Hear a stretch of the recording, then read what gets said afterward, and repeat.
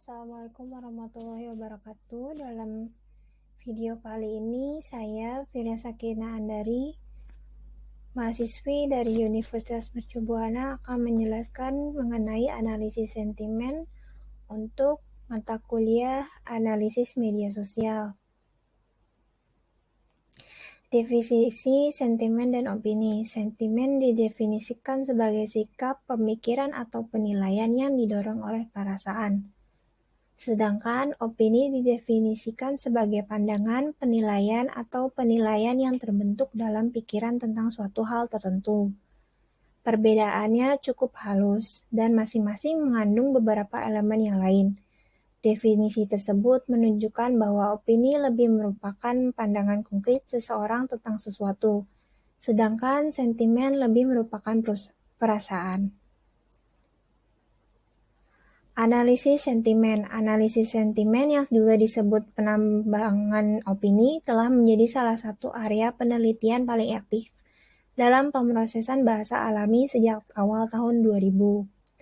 Tujuan dari analisis sentimen adalah untuk menentukan alat otomatis yang dapat mengekstrak informasi subjektif dari teks dalam bahasa alami, seperti opini dan sentimen, sehingga dapat menciptakan pengetahuan yang terstruktur dan dapat ditindaklanjuti untuk digunakan oleh sistem pendukung keputusan atau pembuat keputusan.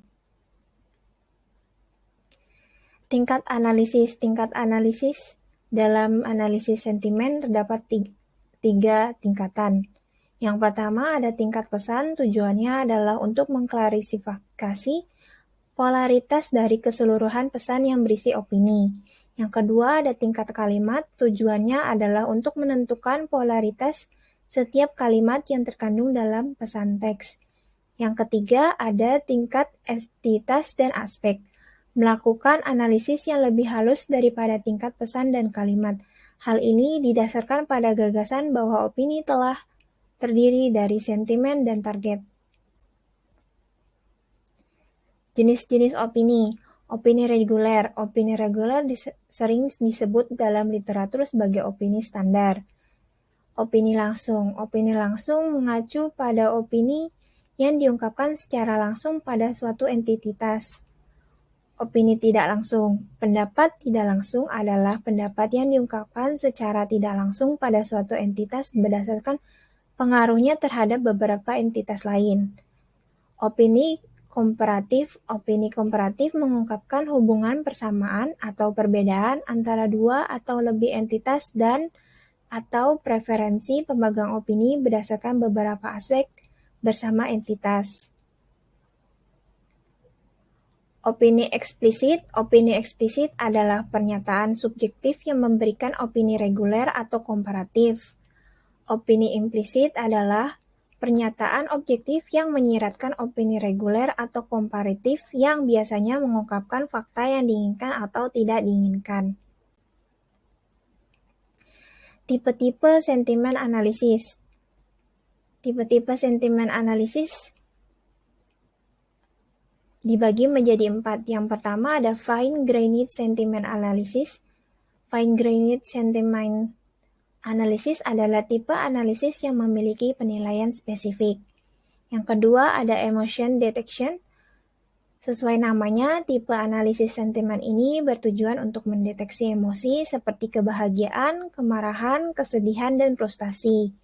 Yang ketiga ada aspect-based sentiment analysis, digunakan untuk mengetahui aspek apa yang mendapat penilaian positif, netral, atau negatif dari pelanggan. Yang keempat ada multilingual sentiment analysis, yaitu analisis sentimen multilingual dimanfaatkan untuk menganalisis kata-kata dalam berbagai bahasa. Penggunaan sentimen analisis. Dapat 5 penggunaan dalam sentimen analisis. Analisis sentimen dapat digunakan menjadi social media monitoring, menjadi brand monitoring, customer feedback, customer service, dan market research. Peran semantik. Semantik bahasa yang digunakan di jejaring sosial sangat penting untuk menganalisis ekspresi pengguna secara akurat.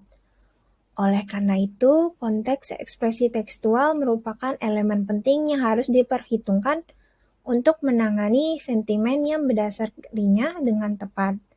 Sebuah kalimat diambil apa adanya dapat muncul sebagai negatif atau positif. Tetapi, jika dianalisis dengan benar dari sudut pandang semantik, itu dapat menjadi berbeda.